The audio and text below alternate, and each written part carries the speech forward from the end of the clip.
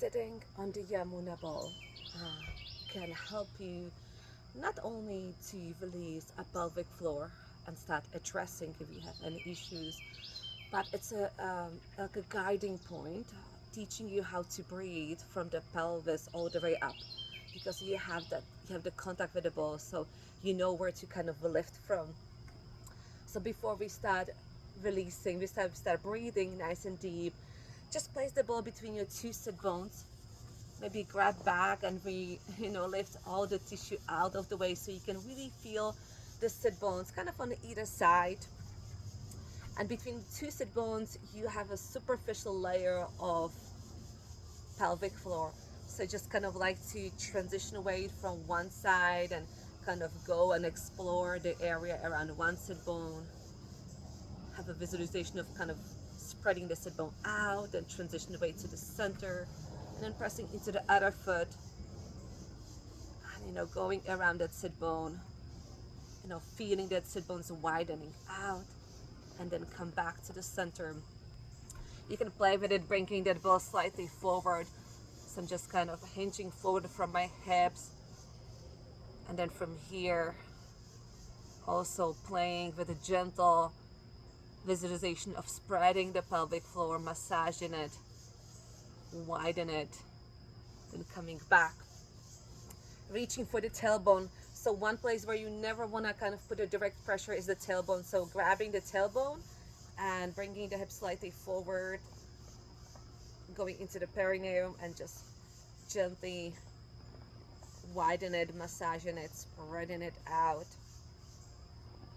and then coming back into your center.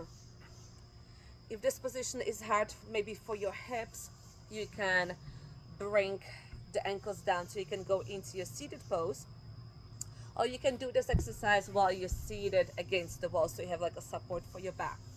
So I spread my feet nice and wide, maybe holding the back of the knees, shoulders are nice and heavy, and then feeling the breath. So visualizing that with each inhale, I want to kind of lift the breath from the pelvic floor, draw the abdominis in, and maybe lift the breath towards your belly, towards your sternum, maybe lifting all the way up to the shoulders. And then on the exhalation again, feeling the breath going back down from the chest, through the belly, back into your pelvis.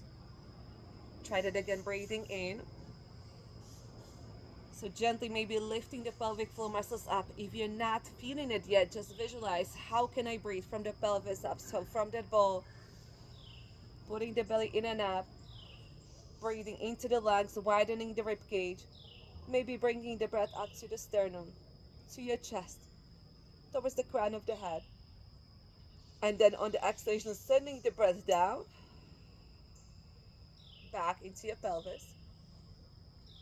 And I do one more time, so breathing in, feeling the muscles kind of lifting off the pelvic floor, but not squeezing the glutes, drawing the belly in. Feeling where the breath goes, how it feels, shoulders heavy. And then on the next exhalation, if you don't have any pain or tightness in your pelvic floor, you can gently press into the ball. Let's try it one more time together. Inhalation, holding the back of the knees.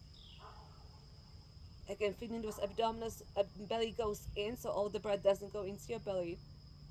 Guiding the breath up, all the way up, where you can today. And then exhalation, empty, empty, empty. Sending the breath down and maybe gently pressing the pelvic floor into the ball. So I highly recommend that, practice that. I remember from my experience, the first couple of times I really had a hard time sitting on the ball because my pelvic floor was so tight. So if that's your case, do it in a small doses, or maybe deflate the ball. But everything makes the practice is gonna make it more approachable. So the more you sit on the ball, your body starts releasing the tension, and the more you practice, then you're gonna be really able to feel those muscles lifting, and you will be able to lift the breath higher. But that comes with the practice. Thank you guys for watching. Have a meaningful day, and see you again soon. Bye.